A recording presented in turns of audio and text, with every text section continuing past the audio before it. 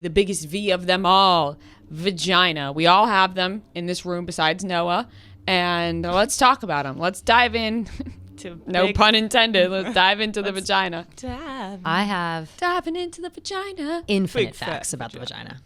Infinite facts. Like nothing was easier to look up than vagina today. Like, yeah, there's so many facts. There's so many things to talk about. I did find this one specific article. I won't read all of them, but it's 23 vagina facts you'll want to tell all your friends. Oh, shit. Your vulva is not your vagina, but we know what you mean. Most people can't orgasm from vaginal penetration alone. Not all people with vaginas are women. We know this. Vaginas do tear during childbirth, but this is normal. If you have a G-spot, it's likely because of your clitoris. And my personal favorite, the clitoris is like the tip of an iceberg. And apparently, in like 2009, as recently as that, we didn't know what that looked like. Nobody really knew what it looked like. And it's shaped like a wishbone, apparently. Really? Yeah. And they have a picture of it right here. Listen, the vagina has so many different parts that I'm not even aware of, and I'm a woman. I don't know It's either. a flower, really. It's a beautiful flower. It is a beautiful flower. It's like it's a petals. rose. A rose Yeah. with lots of petals. Some are small in the middle and they get bigger and wider as it comes out. You know what made me think more highly of my vagina? What? I was watching Too Hot to Handle, and they had to paint I remember this. what their vaginas, like what would Yes. resemble their vagina. And it was really beautiful the way that it was all being presented, right? Yeah, it was it like was. people like drew unicorns and like beautiful things about their vagina. And I think if I were told to draw my vagina, like I think I'd straight up just draw like flaps and shit. Like So I think would I would I. just draw my vagina. Something anatomically but now, correct, yeah. after seeing that, I would draw my vagina like a lion that has obviously a beautiful mane of hair. I was I'm like, clean okay. down there, like my vagina, I shave and stuff. I don't have a big bush down there. I want that to be clear. You know what? That's fine. That's completely okay. Although bushes are in right now. People are saying that. People are saying bring bushes back. A lot of people are saying it. I'm no way. It's just too much maintenance. It's too much work. That's my issue with it. I personally just feel gross. Yeah. If I have a bush. Yeah. You know what I mean? I think it's because we grew up in the time of like nobody has a bush. No, but also like when you get your period and stuff like that, it's the like worst. it gets messy down there and you want it to be clean. But I am curious in like guys' perspective about the bush because I feel like they don't actually care. I feel like everybody has gotten in their heads about guys caring about hair on the vagina, but I don't think guys actually care.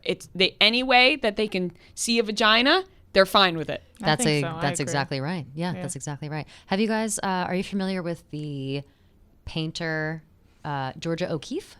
Do you know her? No. She paints flowers, like big, beautiful flowers, but they're inspired by I've seen vaginas. this on Like Twitter. Yeah. they're gorgeous. We did a Georgia O'Keeffe, and I laughed so hard because not even in saying this, we did it. I think in the 4th grade.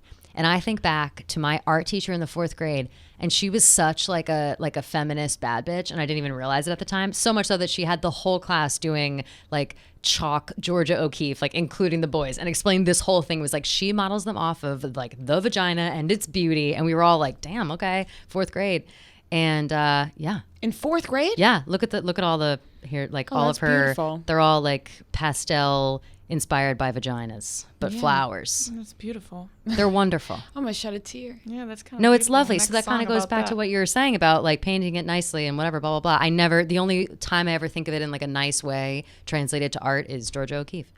Don't you think it's fucked up the way that people talk about vaginas sometimes? Yeah. Like Pussy, vagina. roast beef. Roast beef. That's flat, fucked up. flat, You know who I fishy feel bad pussy. for on a daily basis when I think about roast beef in general? Hope Solo. Yeah, every single yeah. time. The Quite soccer unfortunate. player. Yeah. But the thing is, like, people have different vaginas, Well, right? I didn't know until this year because of TikTok about innie versus outies. I thought everyone had innies, but they Same. don't. Yeah, no, they No, don't. I've known that since I was younger. I didn't. because- all of my friends always have innies, and so did I. So I was like, everyone has an innie. To be honest, I don't know what my friends are really rocking. I never paid I don't really like look or pay attention. And even if I am, or if we're like changing or something, I don't look close enough to be able to tell. Right. Like, I it's just kind of like a remember glance. when I was a kid, or not even a kid, but just like all my friends getting dressed in high school, and we'd all be naked, and everyone was a lot more naked in high school. Everyone was so naked, and I just remember everyone's vagina looking different. Yeah, and I was like, oh, okay, everyone has different vaginas. I feel like maybe I just didn't have naked friends. Not everyone's vagina looked different, but you know what I mean. Even in gym class, I feel like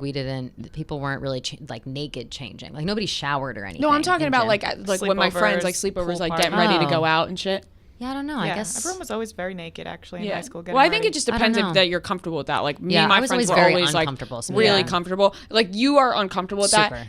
Fran and I are super comfortable walking around naked with each other. I am not uncomfortable. In Aruba, Fran and I were just like walking around naked in front of each other, and Kelly was just like changing in the corner, like hiding. Yeah. I don't mind. I am not uncomfortable by other people being comfortable. I'm almost jealous about it. I mean, we talked about this before. I'm always like, damn, I wish I could like not be so uncomfortable with myself. And like, that's nice. That looks wonderful for them to be so comfortable. I wish I was more comfortable in my own skin, but that's just not the case. Do you guys, did you see The Goop? Gwyneth Paltrow, you have to watch it if you haven't seen it. It's all about the vagina. Big vagina talk. Yeah, big vagina talk. And so there's this woman, she's like an older woman. I wish I could remember exactly. She's some kind of guru, whatever. But she will come to your house or come to wherever you are and have you like get in touch with your vagina. So they show pictures of like all these different kind of vaginas. So I was like, I haven't seen most of these. Like, I don't even know what they look like. And then also this woman she's teaching her how to like masturbate the correct way or something, or like in an explosive way, something crazy. And she like has the mirror with her and she's like helping her do it. It's very sensual and strange, but it was also kind of like, oh, all right, that is interesting to see. And this episode, I feel, will serve as like a teaching tool for a lot of people. Like, because I mean, that's a shit. I did not have that or know that or know anything about that growing up until I was like 27 years old. Did I start being like, hey, maybe I can also masturbate and I can also like pay attention and like my vagina instead of like, shh, never talk about it. You know? Have you ever taken a mirror to your vagina? Yeah. Yeah. That's always a weird. Because I saw it I saw it in some movie of someone doing it with their butthole. And then I was like, what does my vagina look like? I was like young. You know what it's weird? No, I looked pretty frequent, pretty quick. I feel like there are so many things with the vagina that like, you always think there's something wrong with your vagina. Like something will happen and you have to Google it. And then all of a sudden it's like, oh, I have cancer. Or then you find articles, and this is me all the time. I find articles that are like, yes, this happens to your vagina and it's normal. And I'm like, oh, phew, okay. That's like this whole thing I'm reading to you. It's like, yes, this and this, blah, blah, blah. That's the tone of this article. Because there's so much shit that happens. You're like, uh-oh. Yeah, what's going on down there? So, and most of the time it's usually just a UTI. Yeah. Right? Like, UTIs are the fucking worst pain in the whole entire world. I went through like a month where I got one every single week and they would never go away. Do you think UTIs are like kind of genetic? No, I don't think they're genetic. I think that if you're prone to them, you get them a lot. Like I get them all the time. I think everyone in my family is like really prone to UTIs. Interesting. My mom's got UTI meds stacked in the house because everyone in my family is just. There's like nothing you can do. You just gotta sit there. And it's the worst feeling. Away. UTIs are they're awful. It's awful. Or have you ever gotten like UTI pain? And then you go and you're like, this is definitely a UTI. I'm going to go to the doctor. They're going to give me medicine. I'm going to be cured. And then you go and they're like, no, everything's all cool. And you're like, then why the fuck do I feel this way? That was happening to me for a few months last year. It drove me nuts. Drove me nuts. This last thing on the list here, it says, got cramps? Your vagina might help with that. Apparently, try giving yourself an orgasm to stimulate the release of feel-good chemicals like dopamine and serotonin. This I have experience with. I feel like every time I have my period, I'm like trying to masturbate all day. Like because that's it's horny. You get horny. Also that, but it does feel bad. Like it makes my. Also, it helps with period migraines. If I have my period and I get really bad period migraines. Like usually the day before it starts, I like can't even leave the dark in my house, and I should go to the doctor for that, but.